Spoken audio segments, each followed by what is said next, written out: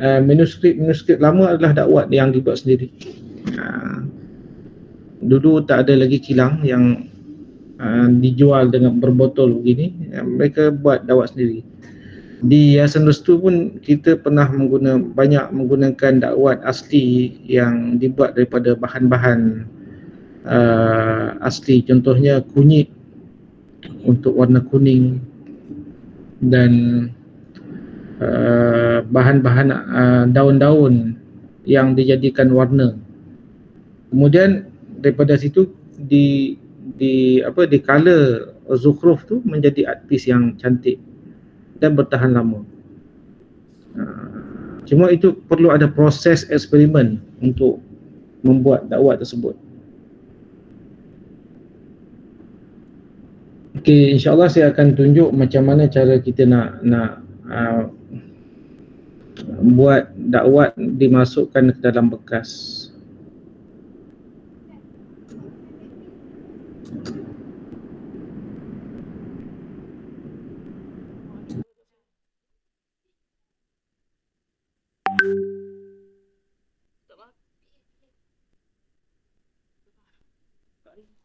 Tapi suara kita tak masuk lah.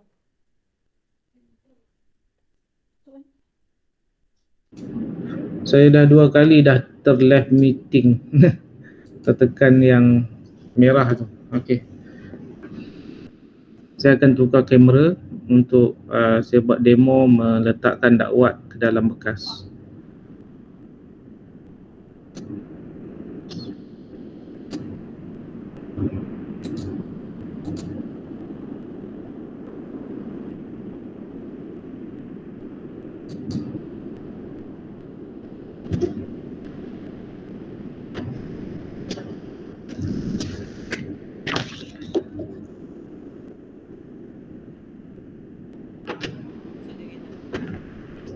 Okey, pertama sekali kita perlu ada bekas yang boleh ditutup dengan rapat. Ini bekas khas untuk diletakkan ink di dalamnya. Mesti mempunyai penutup yang di dalamnya pun ada bahan yang boleh grip. Ini penting ni. Ini sebab bila kita tutup bekas ni, ini yang menahan angin daripada masuk. Jangan dibuang yang bahagian sekeping ni. Yang penting sekali bekas ni boleh ditutup dengan rapat supaya ink kita tidak kering dengan cepat. Ini mesti mempunyai bekas macam ni.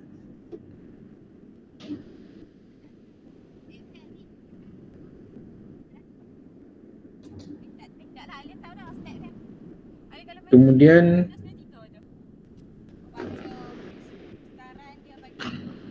yang kedua, kita perlu masukkan benang sutera.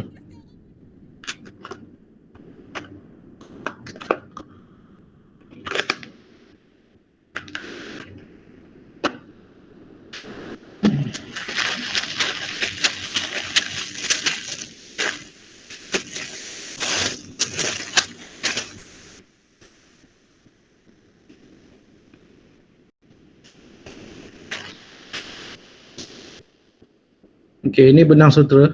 Saya mempunyai benang sutera yang saya beli hari itu. Ini gumpulan benang sutera, kita boleh tarik. Jangan dipotong, ditarik dan dimasukkan ke dalam bekas ni.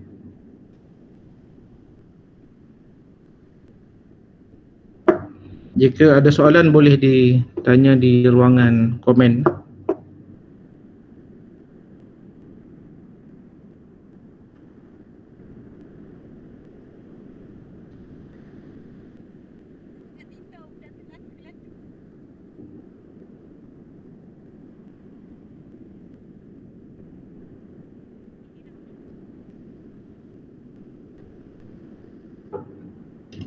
Okey, bila kita dah masukkan benang sutera, kenapa benang sutera? Benang sutera ni yang pertama dia boleh bertahan lama dalam uh, keadaan basah. Walaupun dia berserat dengan banyak, sebenarnya dia boleh uh, menahan benang tu daripada naik berbanding dengan benang biasa. Benang biasa ataupun bahan-bahan lain dia cepat hancur. So bila kita meletakkan pen untuk kita mengambil dakwat dalam ni, dia biasanya terikut sekali. Tapi benang sutera ni bagus, dia lebih konsisten untuk duduk di dalam dan tidak ikut sekali dengan pen kita tu. Walaupun dia bila sebelum basah ni kita nampak macam mudah keluar, tapi bila dah basah dengan ink, insyaAllah dia bagus untuk kita gunakan. Okey, kemudian kita tinggal lagi kita masukkan dakwat di dalam ni. Bila dia tak basah ni dia suka dia tak dia naik ke atas. Ini saya ada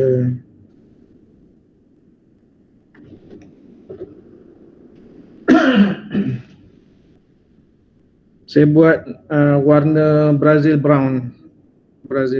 Saya cuba buat bekas ink yang menggunakan dakwat warna coklat.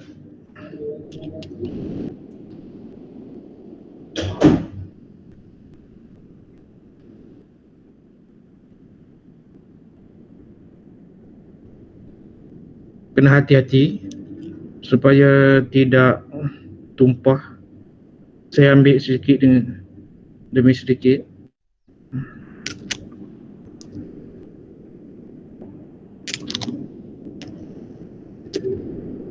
Kalau nak cepat boleh saja tuang ke dalam tu, tapi agak bahaya, takut tumpah.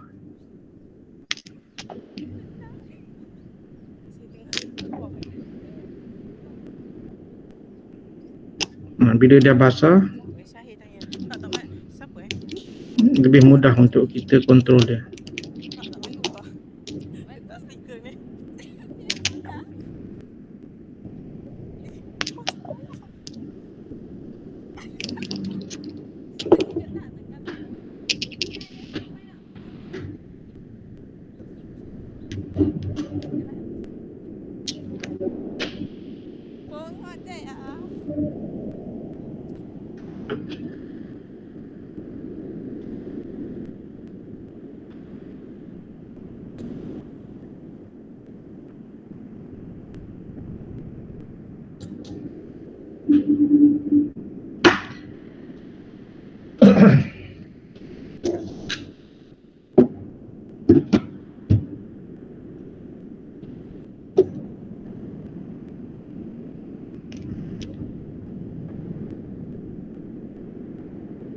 Saya tak nampak mesej ya.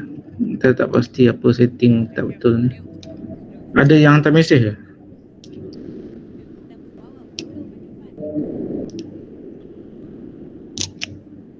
Okey, sekarang saya rasa dia punya benang sutera ni terlalu sedikit. Kita kena tambah lagi benang sutera ke dalam.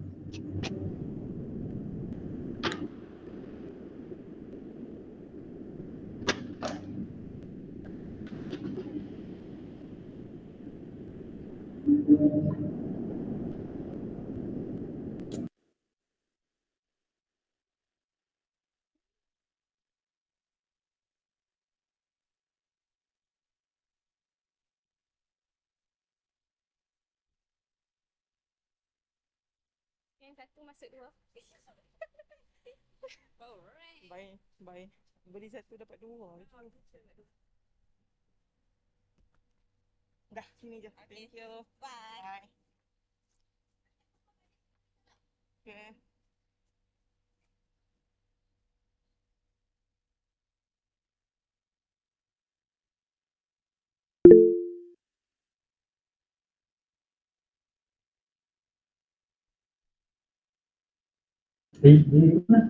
Cik, dia tak nampak. Okey dah. Jelas semua? Saya kalau kurang jelas boleh tanya. Saya nak tambah lagi benang sutera ni. Sebab agak sedikit. Dia kalau benang sutera sedikit, kita susah nak tulis untuk saiz yang besar. Kalau ini benang sutera banyak, kita boleh celup lebih dalam dan tulis saiz yang lebih besar. Masukkan lagi benang sutera ni.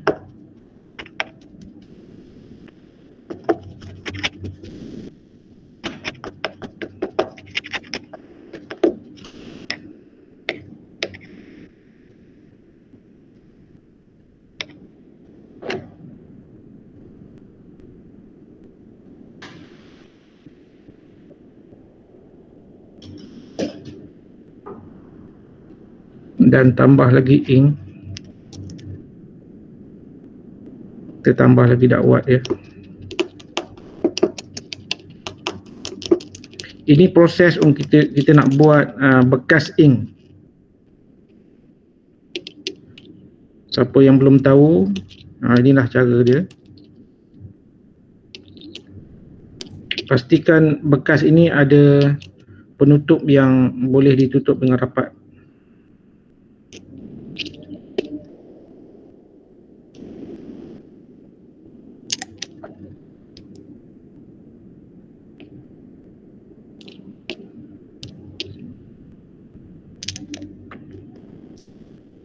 Kalau benang sutera tu banyak, bermakna ink juga kita kena tambahkan lebih lagi.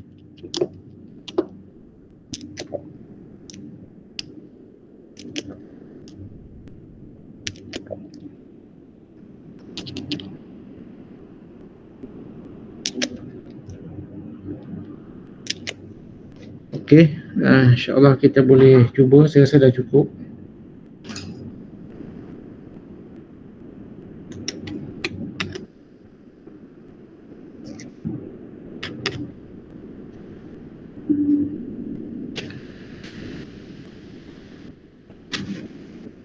Bersihkan di bahagian penutup ni supaya dia tidak mengeras di tepi dan membolehkan angin masuk. Yang penting kita kena jaga supaya boleh bertahan lama. Kalau angin masuk, ink cepat kering. Cuba kita test dulu. Ini maknanya dah boleh guna ni.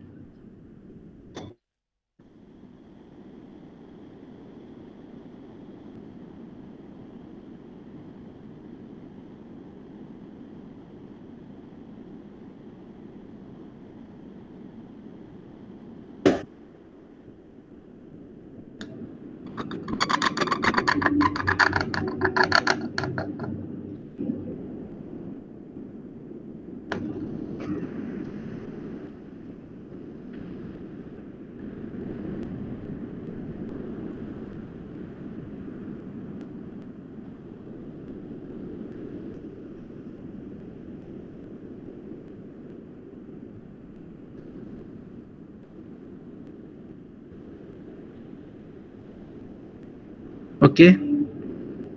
Inilah bekas ink untuk kita gunakan menulis hot, dan pastikan mempunyai penutup yang boleh ditutup dengan rapat. Bekas bila kita dah masukkan benang sutera dan ink, bekas ni kalau diterbalikkan pun tak apa. Dia tidak jatuh.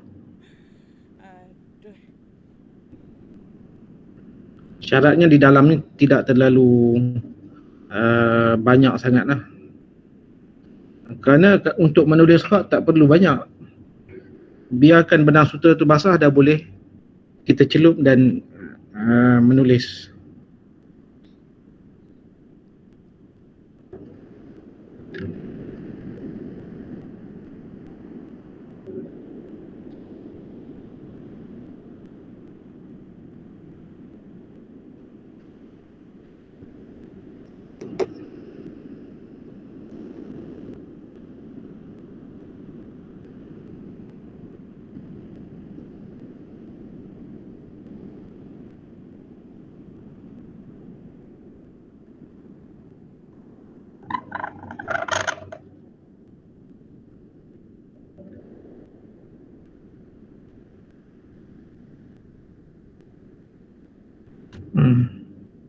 So maknanya kalau ink dah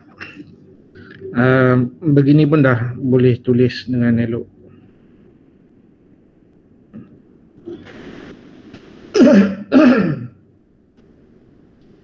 Ya, Amir Rahimi tanya bila perlu tambah air untuk dakwat. Okey.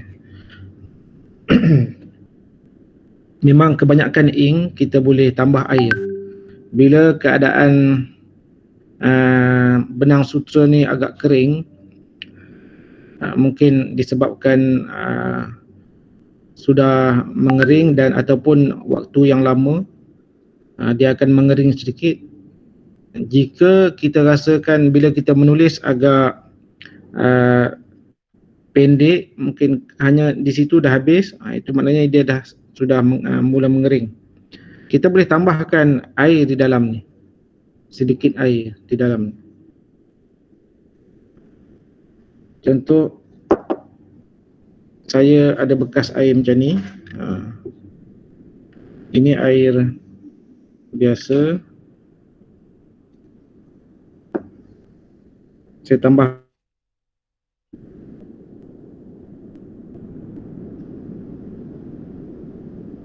2-3 titik, dah cukup.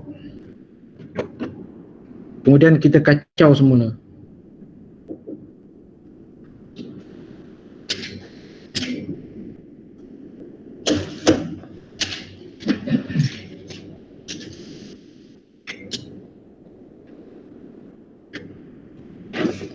Dah masukkan air, kita kena kacau semula. Bagi dia merata air dengan dakwat tersebut.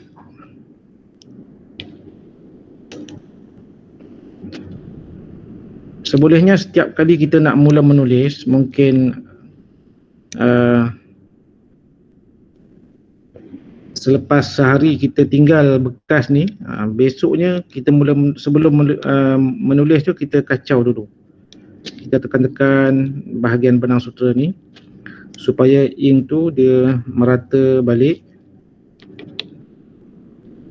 Kalau perlu tambah air masa tu kita boleh tambah.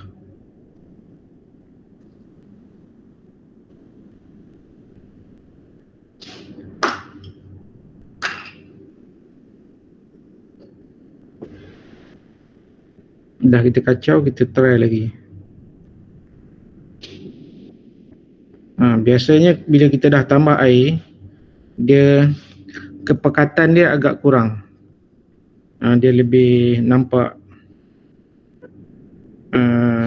tidak pekat dan kalau kita nak hitamkan balik ataupun gelapkan sedikit warna, kita tambah lagi warna brown tadi.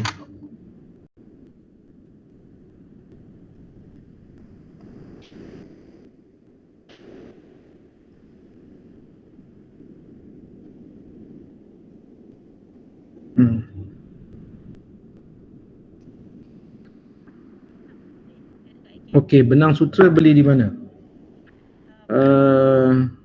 Di mana nak beli ya? Dulu di Kelantan kami pernah beli di tempat kilang yang buat songket, kalau tak silap saya. Mungkin tempat-tempat yang macam tu yang guna benang sutera untuk buat kain dia orang. Boleh tanya di situ. Atau di Shopee saya tak pasti, mungkin ada. Cuba cari dekat Shopee, ada orang yang menjual benang sutera untuk menulis ni.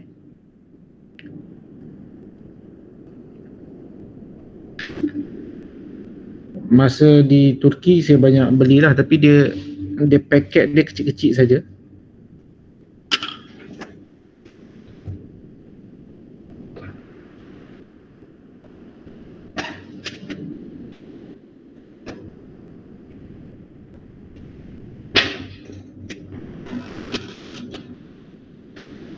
Saya tak ada contoh pula yang kecil, sebab sekarang ni saya ada ni saiz dalam plastik. Ini dalam plastik. Ini benang sutera saya. Ni. Tapi kalau yang dijual untuk menulis tu, biasanya dia orang dah paket dalam plastik yang kecil. Biasanya satu plastik tu boleh gunakan 2 bekas ni. Boleh digunakan dalam 2 bekas. Kalau bekas yang besar mungkin 1 sajalah.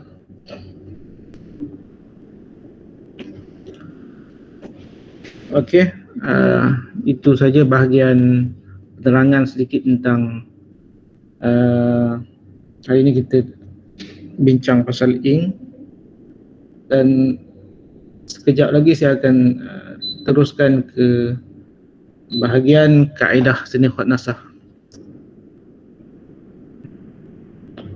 Harganya dalam lingkungan berapa? Saya rasa tak mahal sangatlah.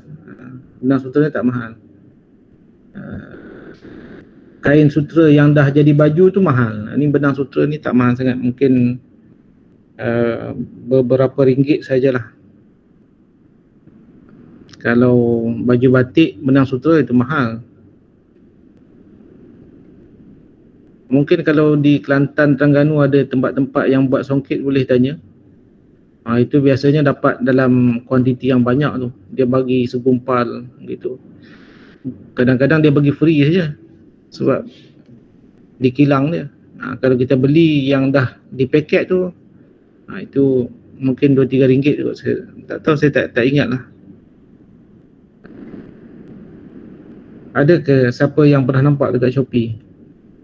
Boleh komen. Bila waktu untuk tukar benang? Okey. Bila waktu untuk tukar benang? Bila benang tu dah keras, tak boleh nak guna. Saya ada contoh-contoh yang tak boleh guna dah ni. Ini benang sutera yang dah tak boleh nak guna dah. Ini dah lama dah saya gunakan, dan saya tinggal lama tak guna dia. Terus sekarang ni dia dah keras. Nampak? Ni dah keras. Ini memang dah tak dipakai dah. Kena buang je.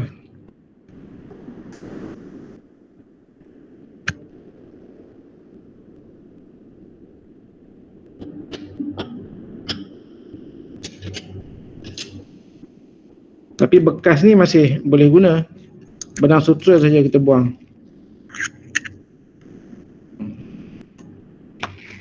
Ni. Ini dah keras ni.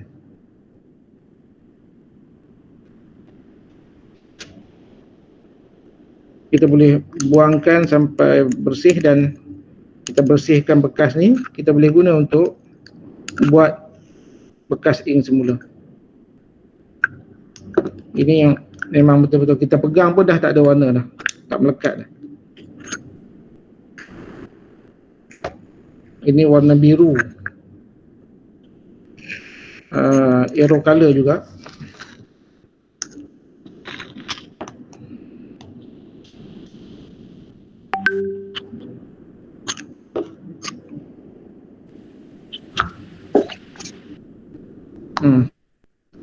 Nak buang dia pun, nak buka dia pun susah.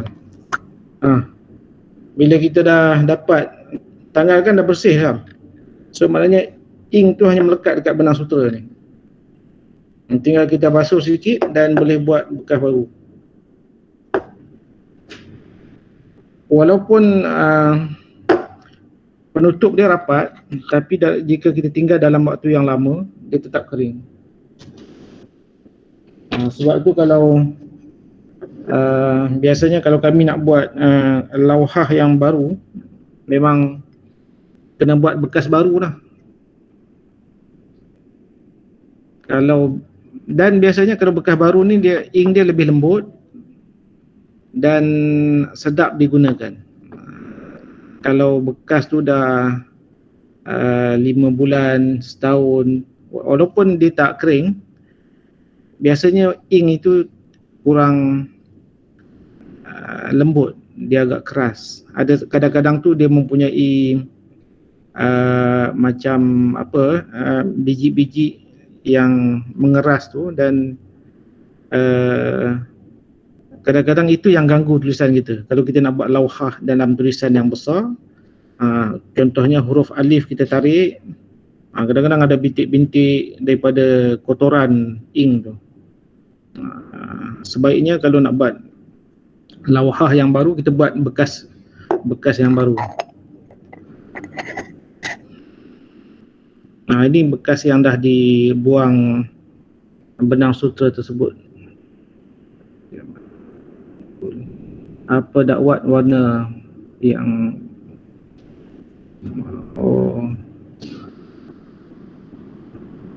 zirnih, kalau di Turki ada jual dakwat warna kuning keemasan tu, dipanggil zirnih kalau tak silap saya, tapi tidak berkilat macam gold.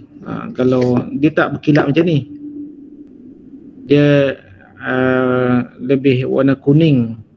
Jika kita tulis atas kertas yang hitam, itu lebih naik lah. Dia bukan gold. Kalau gold kita kena guna gold 24 karat. Itu ada proses lain. Biasanya orang yang buat tazhib biasalah gunakan gold tu. Kalau dakwat kuning tu dia bukan gold. Dia untuk digunakan atas kertas yang warna hitam. Okey. InsyaAllah kita buat kita tulis pula kan. Kita sambung kaedah khat nasakh yang kita buat minggu lepas. Minggu lepas kita buat huruf jim.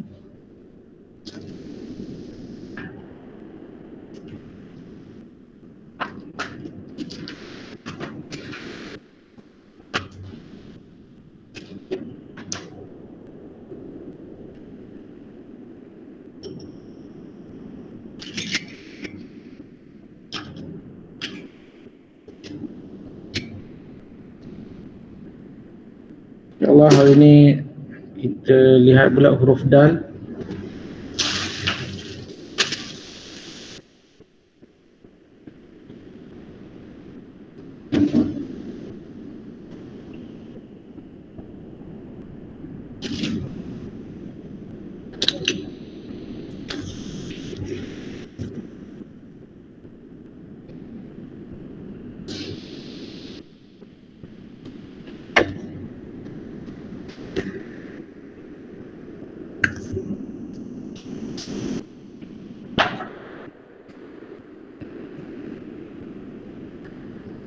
Okey, kita tengok huruf dal. Huruf dal dia mempunyai beberapa pergerakan. Yang pertama, kedua, ketiga dan keempat.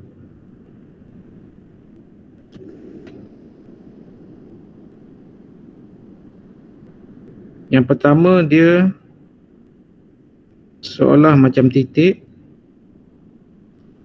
Kemudian kedua, ditegakkan mata pen sedikit dan tarik turun ke sebelah kanan. Begitu, dan daripada sini tarik ke bawah sedikit ke sebelah kiri dan berhenti dengan mata pen menegak. Ketika berhenti ni mata pen kita menegak. Daripada sebelah kiri, sebelah kanan agak condong dan dipusingkan sedikit demi sedikit sampai di ujung ni menegak dan tolak ke atas sikit. Ini bentuk huruf dal.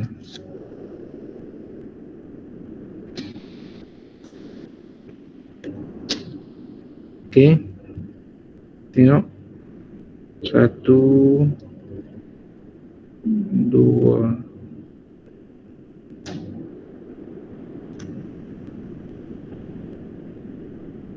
3 4.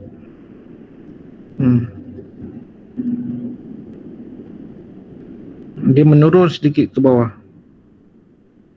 Bahagian kanan tinggi. 1, 2, 3, 4.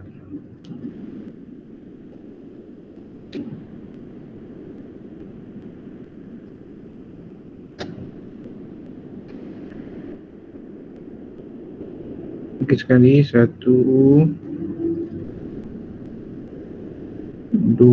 Ni yang lembut sikit. Kemudian ambil sini 3, 4.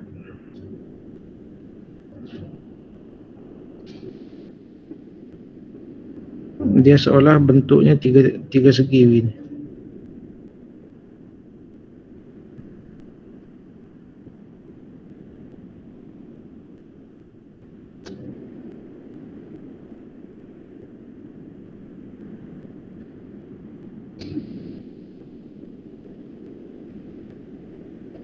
Ini dal di dalam khat nasakh.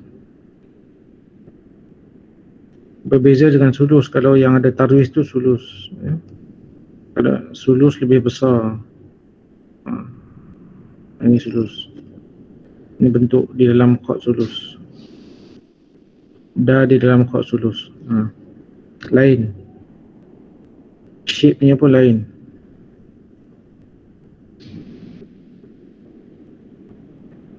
Ini untuk sulus. Ini yang nasakh.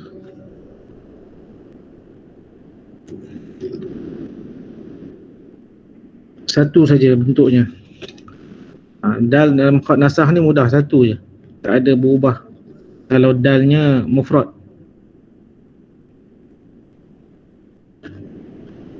Cuma dal bersambung, dal yang disambung dengan huruf lain.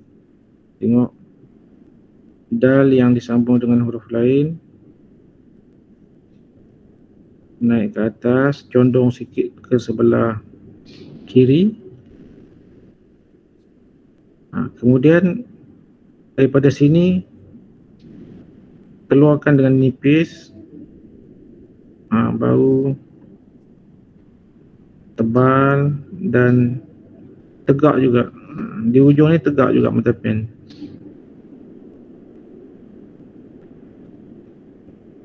Menurun sedikit dan pastikan di bawah ni mesti ada ruang kosong.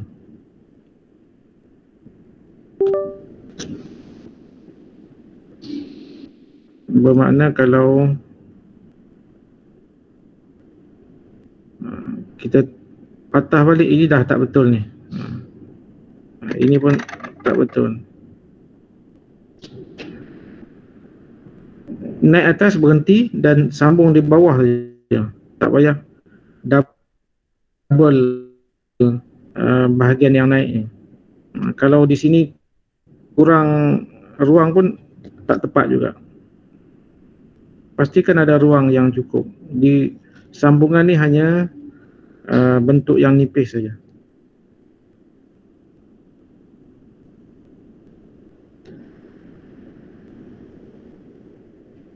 Kita tengok ba dal. Cuba sambung dengan ba. Bersambung dengan dal.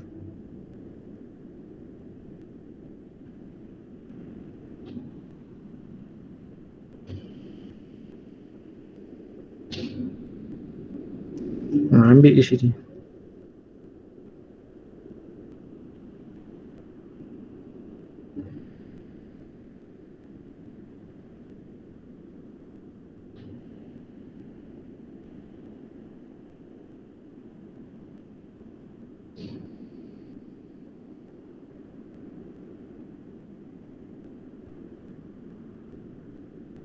Menegak ke atas. Dal yang disambung lebih melengkung sedikit berbanding dal tunggal ataupun dal mufrad. Dal ni agak lurus dan melengkung sikit ke bawah dan naik ke atas. Bahagian bawah ni berbeza bila dia disambung dengan huruf lain.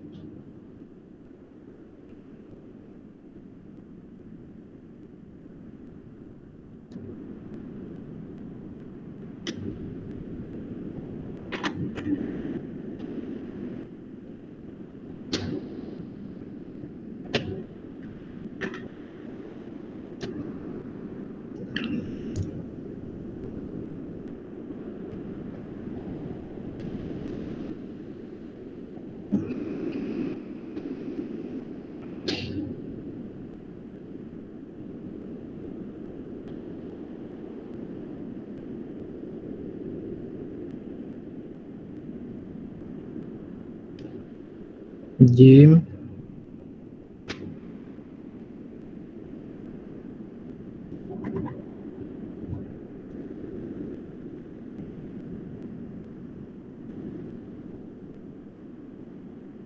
Jim dal. Okey, ini kita buat dal bentuk kedua. Okey.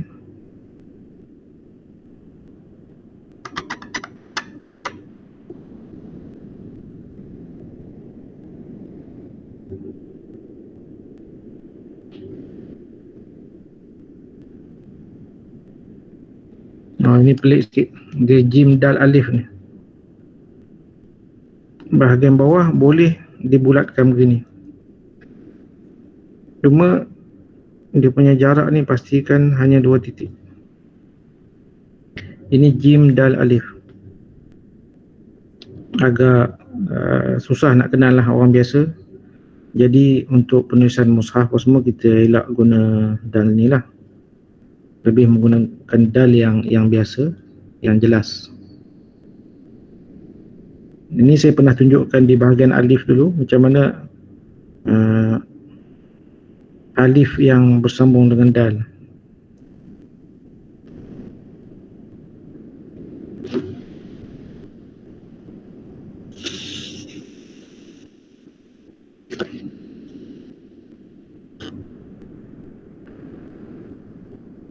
Itu maknanya bila bersambung dia ada 2 bentuk. Satu yang ini, yang kedua yang membulat di bawah.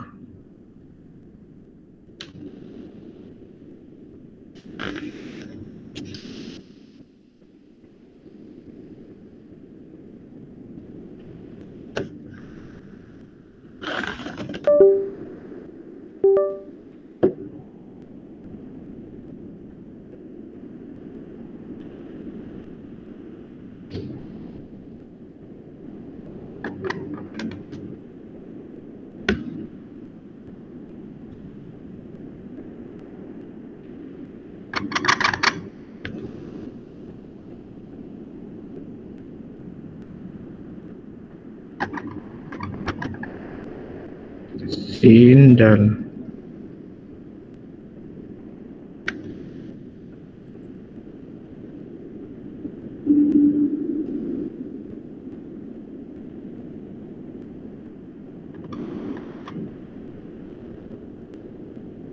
Ciri-ciri penting bila dal disambung dengan huruf lain, pastikan di atas ni tidak terlalu nipis. Kedudukan mata pen kita bila berhenti begini, bukan menegak.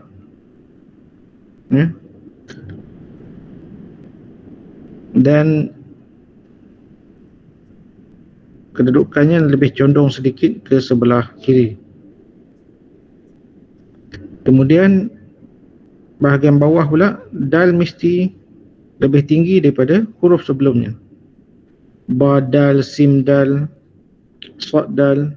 Dal ni mesti tinggi.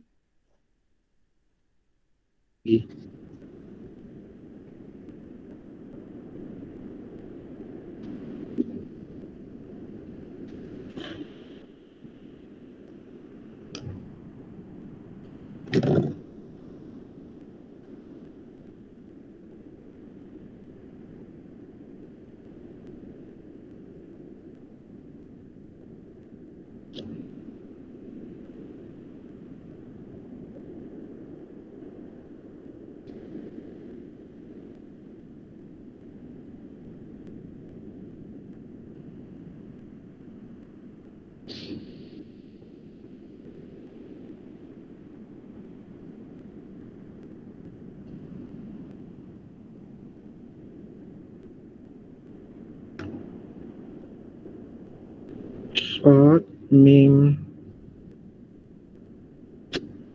dan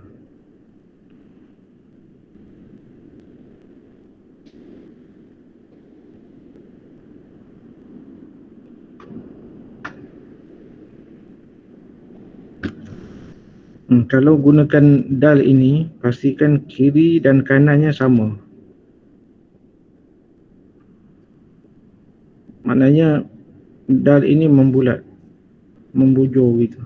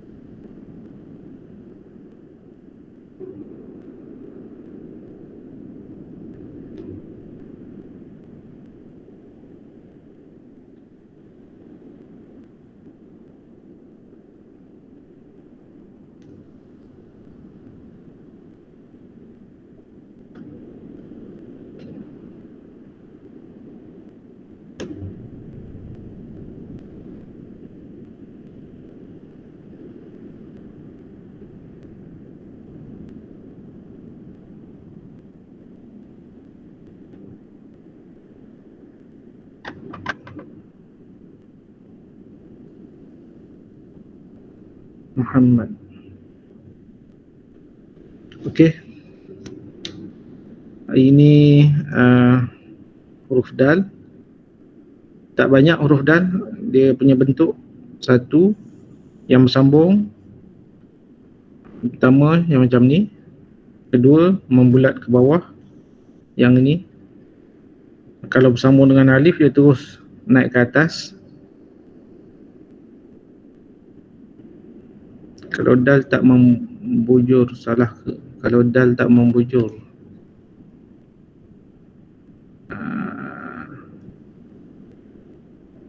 kalau ini memang membujur lah. Kalau kita gunakan dal ini membujur. Kalau tak membujur, gunakan ini bentuknya. Kalau dia condong begitu, kalau dia condong itu tak ikut kaedah lah. Tak tepat kaedahnya. Contohnya macam ni.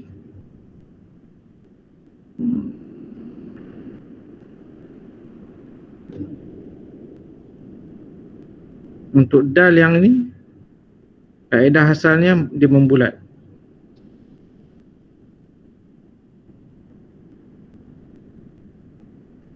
Okey, kita tengok pula huruf huruf ra lah. Huruf ra pun tak banyak. Yang pertama kita lihat pergerakan dia dulu. Satu, yang pertama. Dua dan tiga.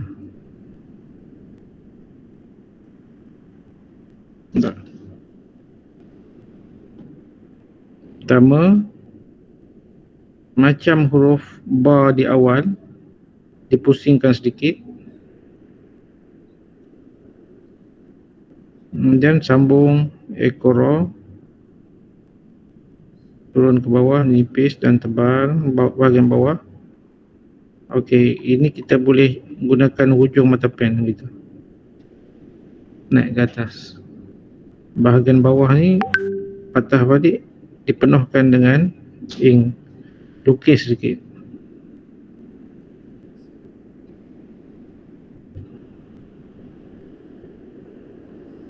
Tak perlu besar sangat, cukup 2 titik di dalam ni. Tengok lagi, ini kepada ra,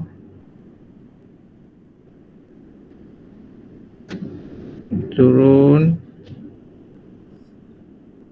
ke sebelah kiri sedikit dan dipusingkan mata pen.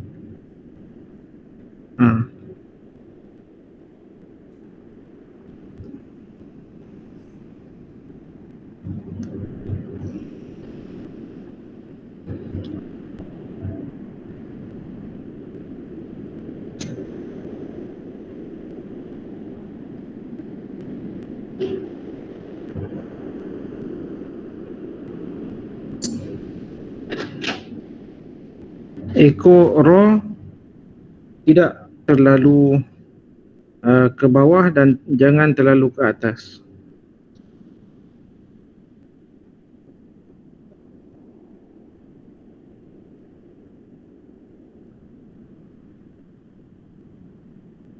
Kalau ini terlalu ke atas, di sini terlalu ke bawah. Ambil di tengah-tengah ni.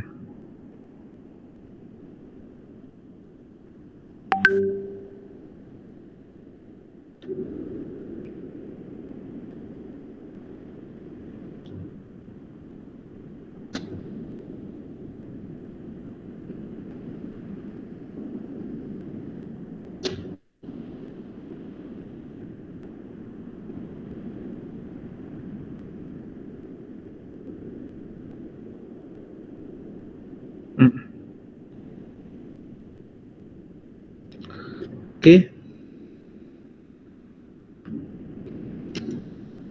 Itu ra yang pertama.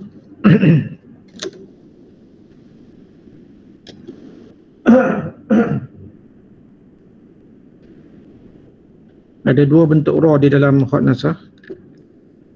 Roh yang kedua bentuk begini, tebal, dipusingkan sedikit mata pen, nipis.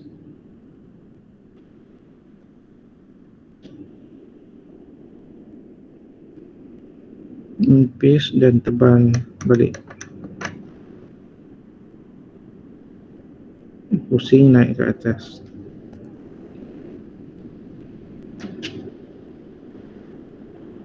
Ini roh yang kedua.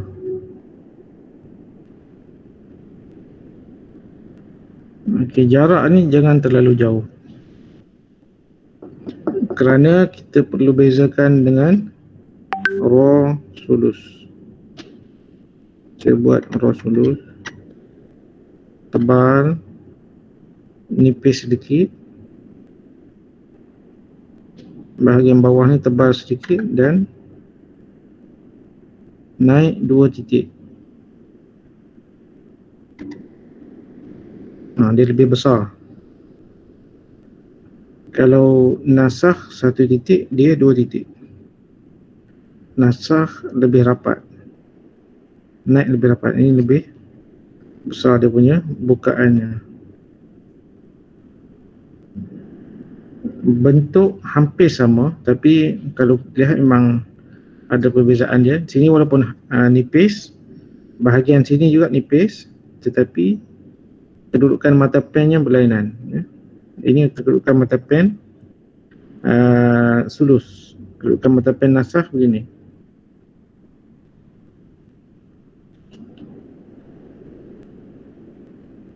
Ini sulus, ini nasakh.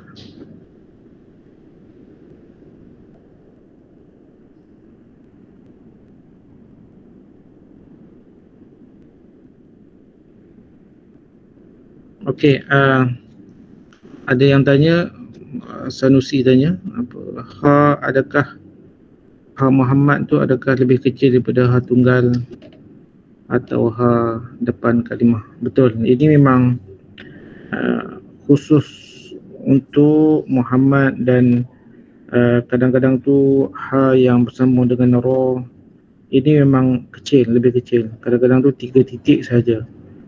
Kalau ha di jim ataupun ha di depan tu 4 titik biasanya.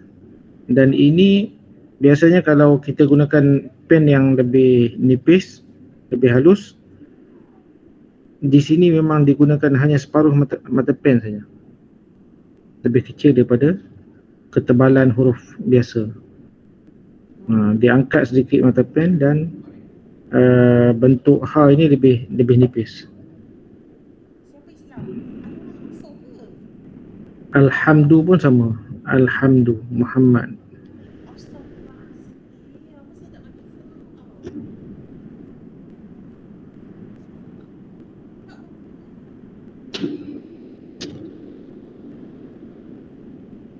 Kemudian roh yang disambung dengan huruf lain, ba,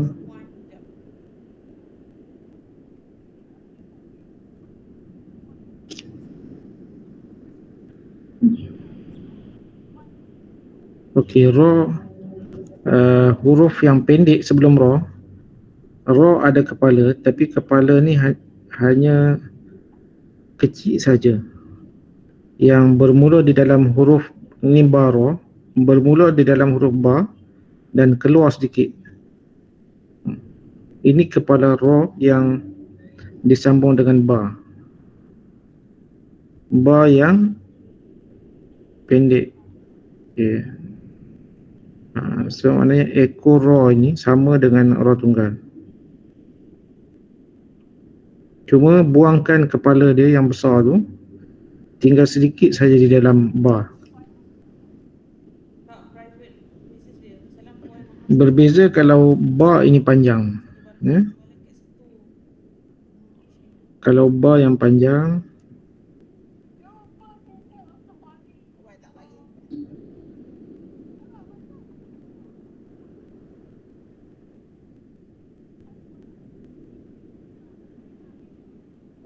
okey, ini bentuknya sama dengan roh tunggal. Ada kepala yang tinggi dan ekor raw yang biasa.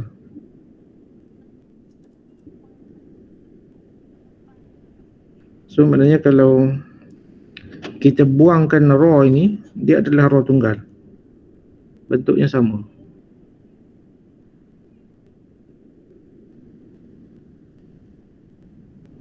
Ukurannya pun sama, 2 titik di dalam.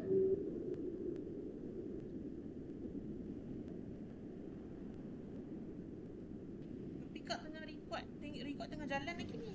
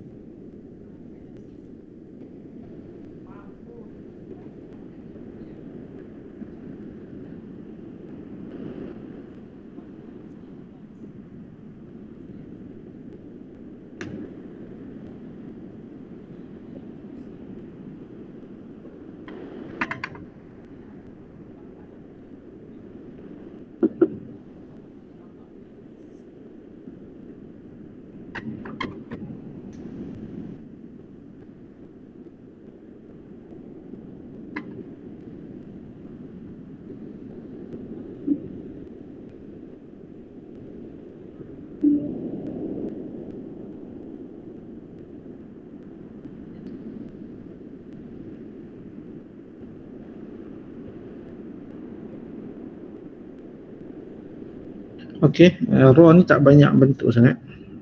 Dia kurang macam medal juga. Raw tunggal, raw bersambung. Ini raw yang kedua. Sebab dia apa? Ini yang pertama, Tak ada internet. kedua dan ketiga.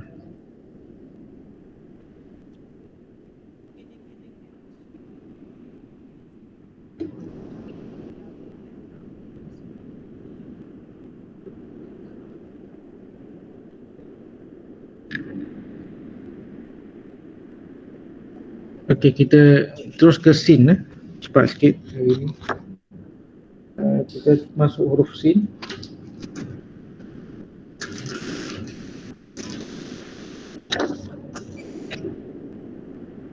Saya rasa kurang hitam dakwah ni. Saya pakai dakwah hitam. Dia brown ni dia kurang nampak.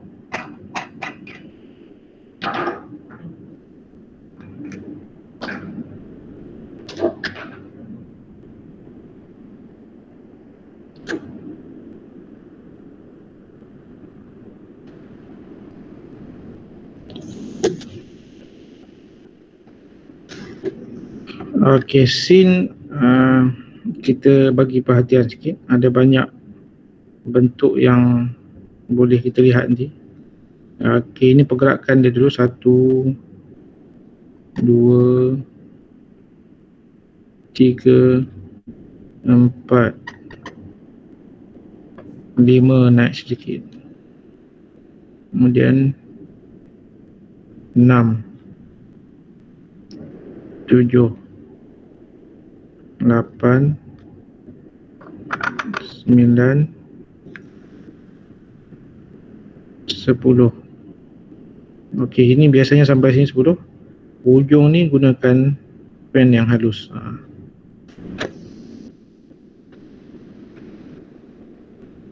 Kita buat huruf sin,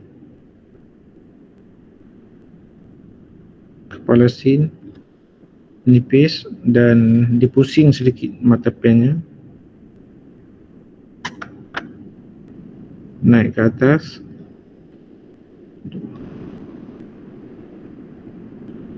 Pastikan ini sama yang pertama dan kedua. Saya tak pakai ni Okey, nipis turun.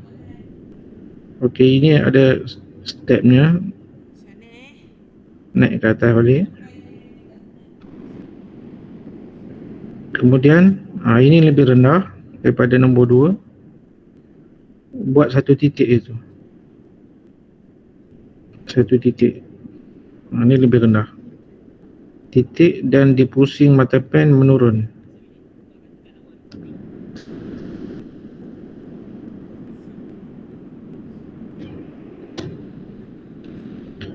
Kemudian dibuat ekonya. 1,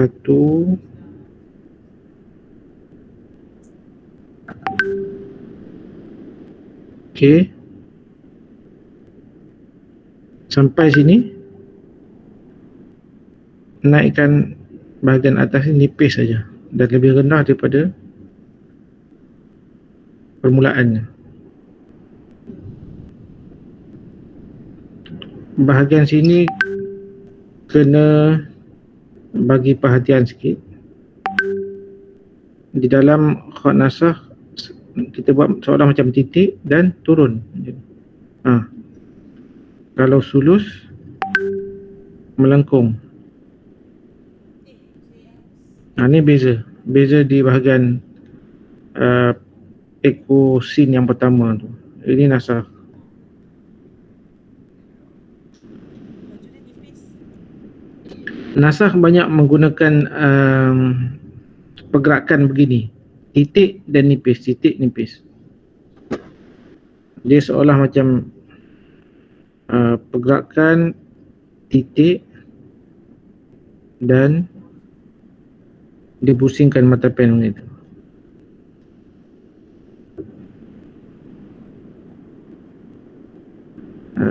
Kalau sin sulus, bahagian situ penuh dan melengkung penuh mata pen. Ini sulus. Okey. Bahagian sini tengok dia melengkung.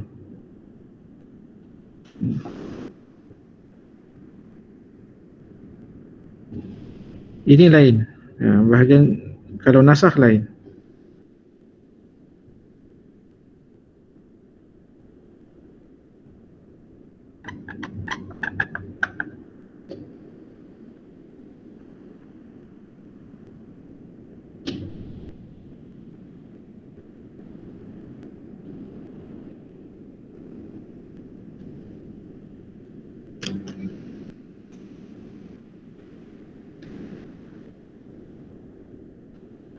Kita tengok sin nasakh balik.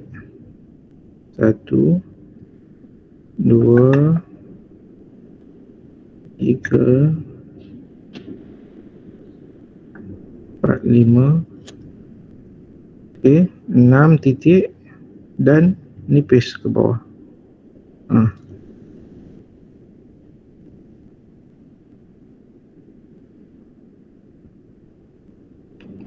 Pun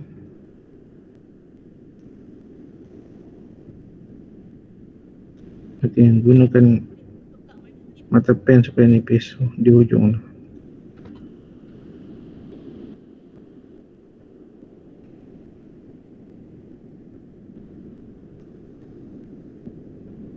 Nampak ni gigi yang pertama, kedua dan ketiga mesti lebih rendah.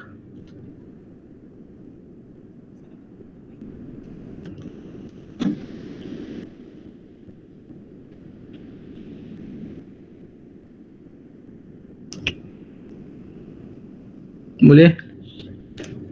Lagi sekali saya ulang. 1.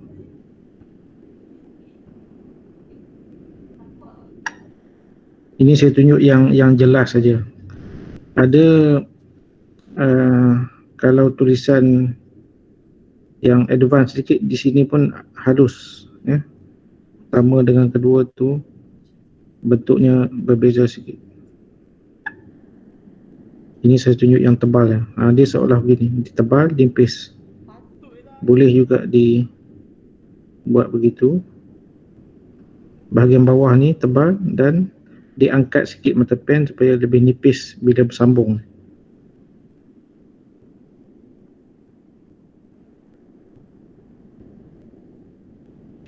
Okey, nipis itu. Turun.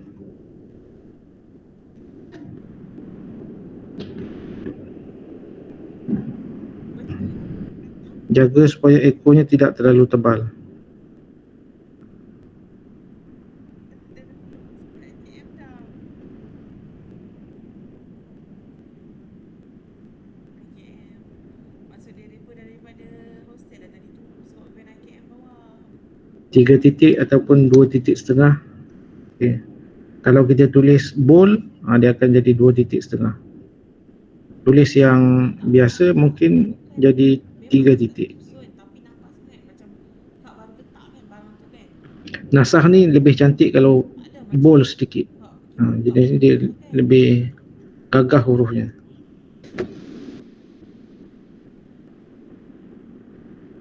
Saya teruskan sin yang bersambung. Okey, sin bersambung. Sin bersambung ni ada dua. Yang pertama jelas, nampak gigi semuanya. 1, 2 dan 3.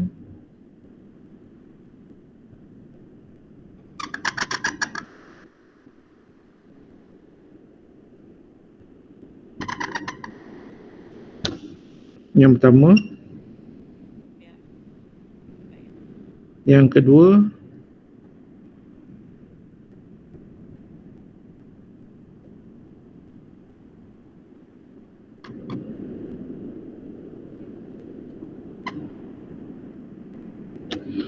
gigi ketiga tak nampak jelas, hanya melengkung saja. Ini bentuk yang kedua. Ini bila bersambung dengan huruf mim, ya. Bila kita nak gunakan yang ni, ini huruf mim, huruf jim, huruf ha, huruf ya, dan ra. Ra yang tadi tu kita ra ni kalau depannya ada sin, sinnya tak ada gigi yang ketiga tu. Selain daripada huruf ni, kita gunakan sin yang gigi ketiga ni jelas. Contohnya sin alif, sin ba, sin dal, semua ada gigi ni.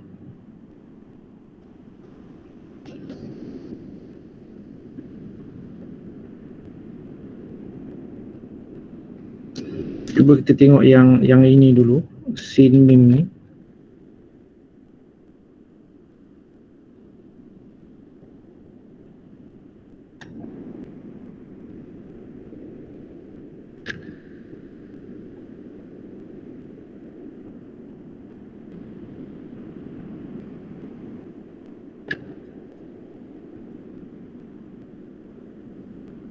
Naik ke atas, terus turun tanpa membuat gigi yang tinggi.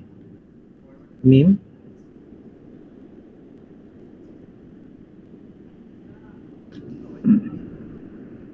Ini sin mim.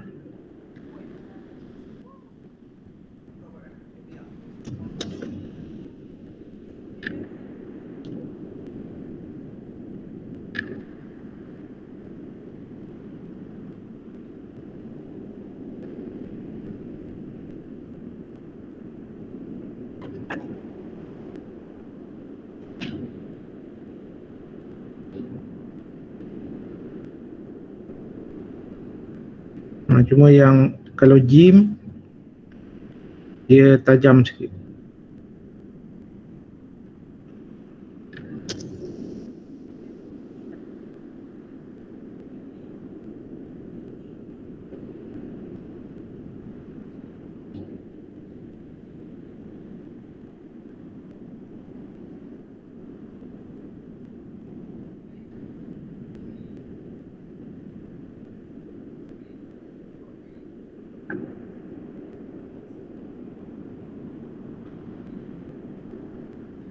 Sajadah. Ini dia beza dengan mim lah. Tapi tetap dia gigi je tidak naik. Gigi yang ketiga sin tidak naik.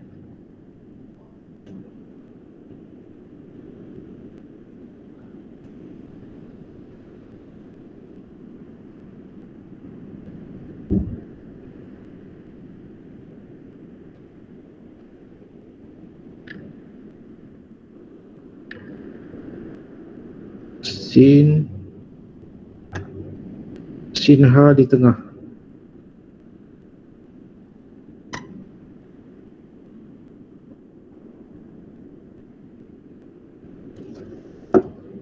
Sin ha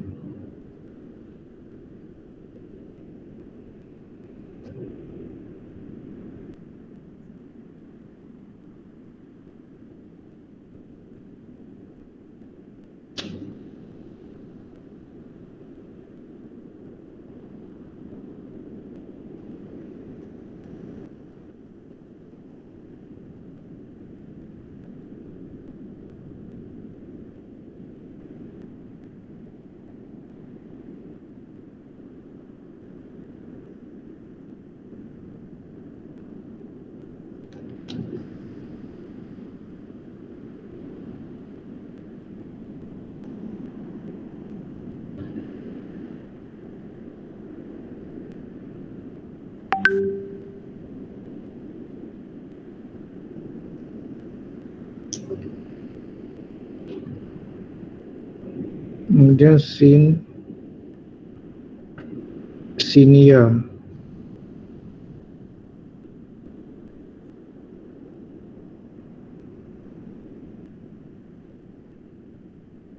Okey, tak ada gigi yang ketiga. Ini ya nipis.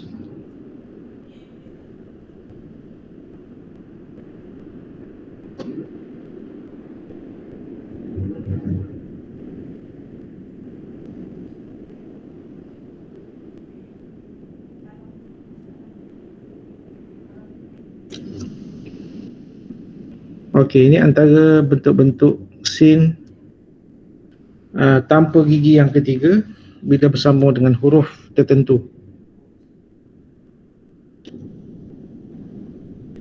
Manakala sin yang biasa ni, huruf selain daripada huruf tadi, huruf mim, jim, ha, ya, ra, selain pada huruf tu, maka sin mempunyai gigi yang ketiga bila bersambung. Tengok sin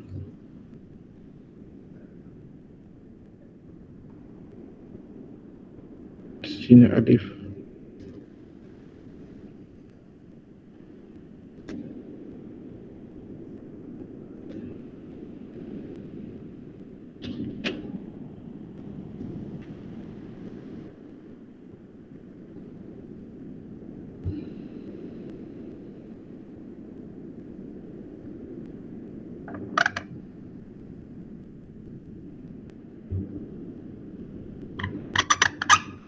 Sin ni cantiknya bila gigi yang pertama ni, bahagian bawah ni lebih nipis sikit.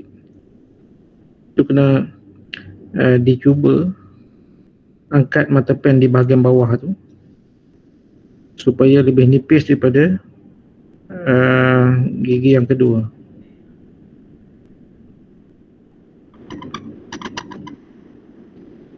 Kalau nak sambung dengan sod, to, cara dia begini, dinipiskan.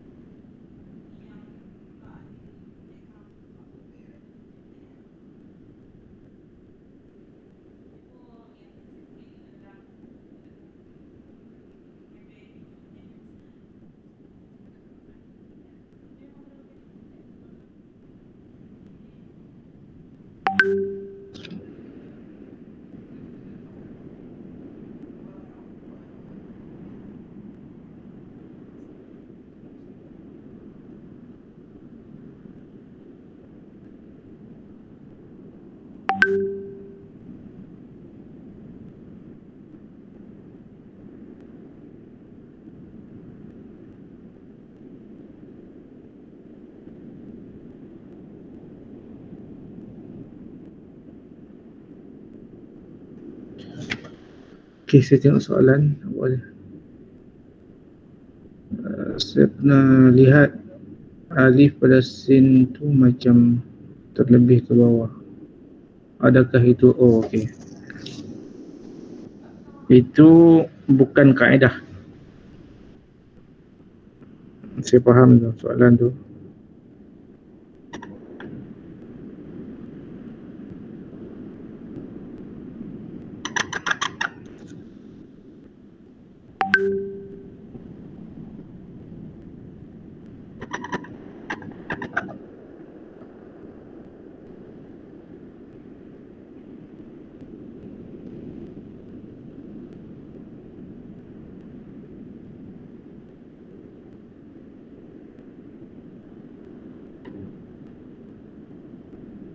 Okey, ada setengah penulis ketika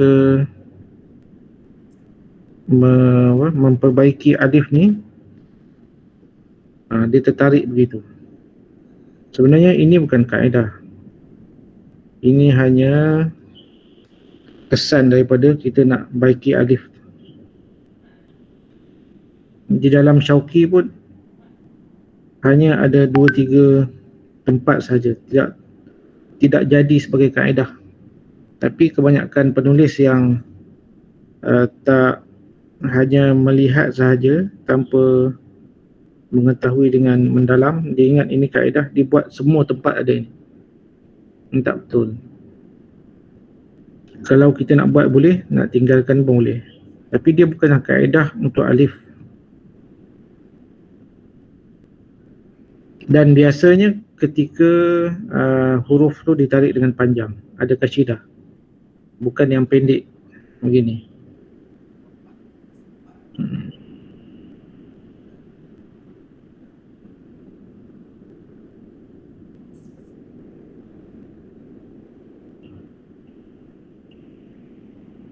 Sin dengan huruf sin. Okey, kita buat ayat sikit.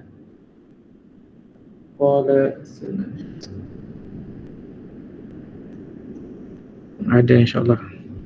Kita buat sin dengan huruf sin.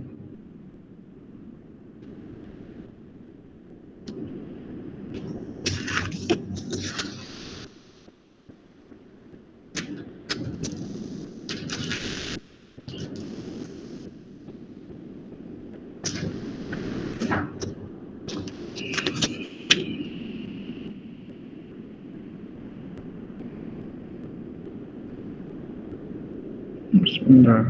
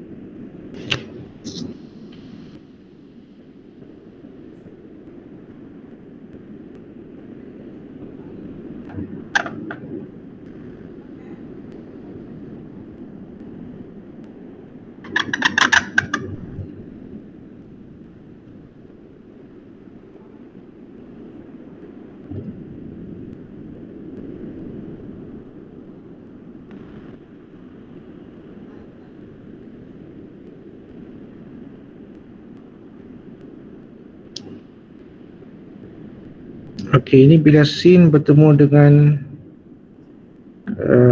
huruf yang seakan sin, kita naikkan satu huruf supaya dapat bezakan dengan gigi sin.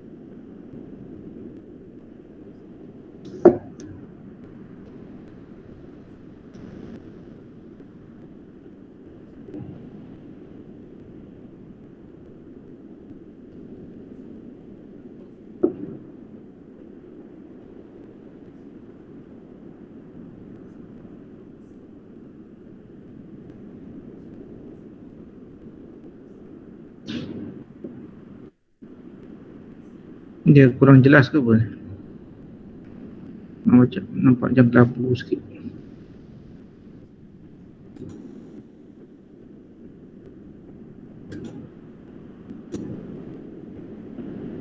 Hmm.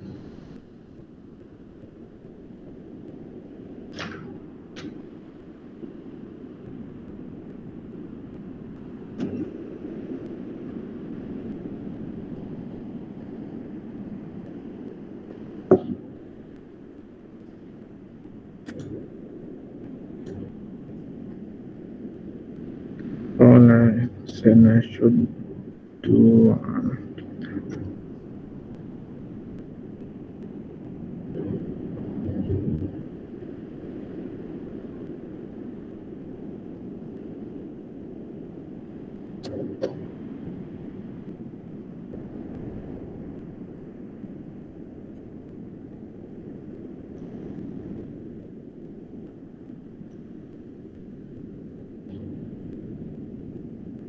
Nak jumpa kau ke mana? Nak beli apa saja cakap gambar tu. Cuba buat macam kak. Kak. Sian.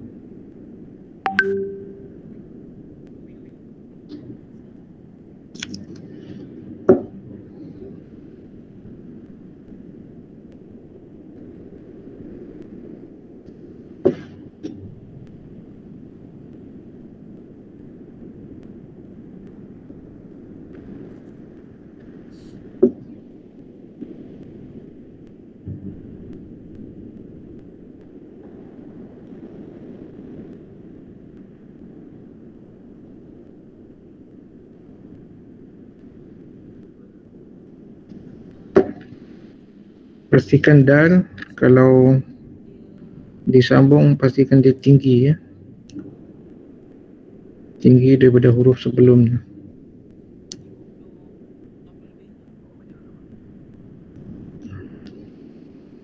60 Tu dah ke.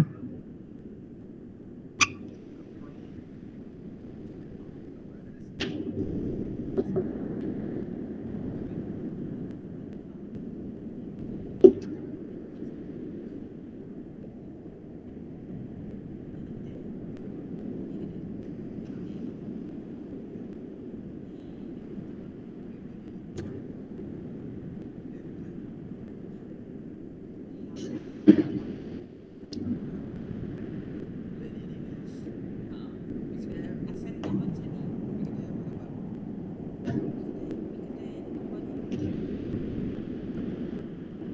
Kalau ada soalan boleh tanya. Nanti saya tengok soalan. Lepas saya tulis.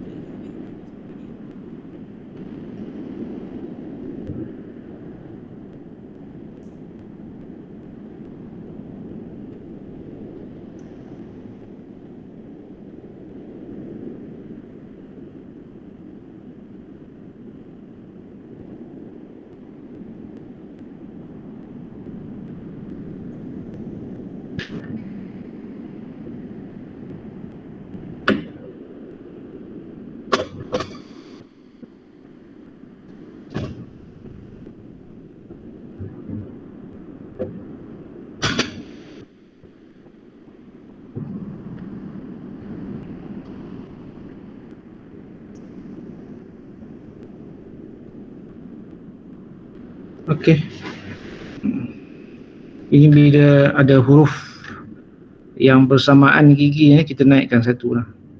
Kalau sin,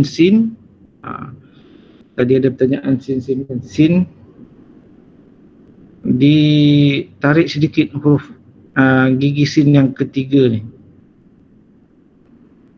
Jangan terlalu rapat. Kalau boleh dipanjangkan sedikit yang ketiga, baru sin yang kedua. Sekarang dia ada nun, ada nun, kita boleh naikkan nun. Tapi kalau sin dipanjangkan yang ketiga ni.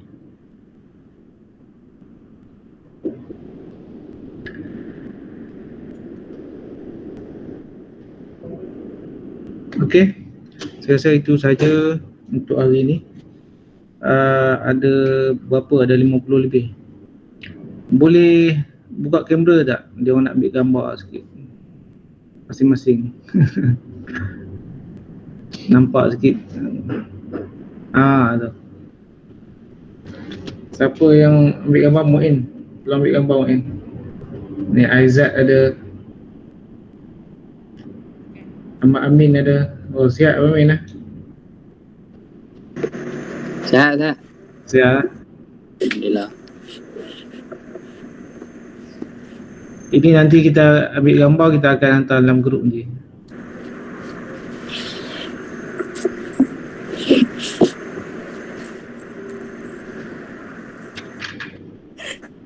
Baru nampak buku masing-masing. Ada yang kenal, ada yang tak kenal. Okey, insyaAllah dia orang dah ambil gambar kot, sebab dia orang pesan kat saya suruh pesan untuk nak tengok muka. Hilmi pun ada. Okey, insyaAllah kita sambung besok pagi hari yang kelima, hari ni keempat. Kalau boleh kita siapkan